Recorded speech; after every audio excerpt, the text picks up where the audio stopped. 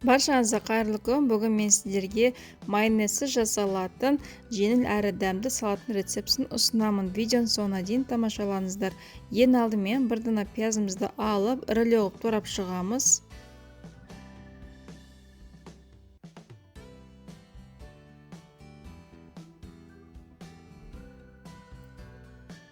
Кейіннен болгар бұрышын тураймыз.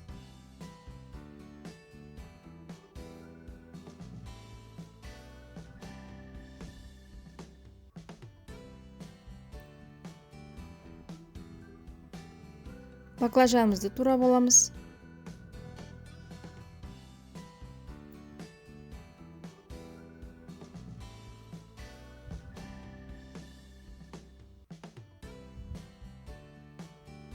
Баклажанымызды турап болғаннан кейін табамызға майымызды құйып, қыздырып, оған пиязымызды сәл жұмсарғанға дейін қуырып аламыз.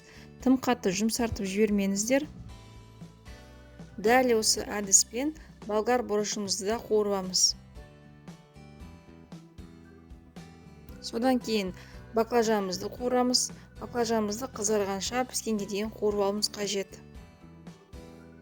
Кейін сонда мен мұнда стручковый фасольді қуырдым. Стручковый фасоль менде замороженный. Замороженный болғандықтан суы тартылғанға дейін қуырып алуымыз қажет.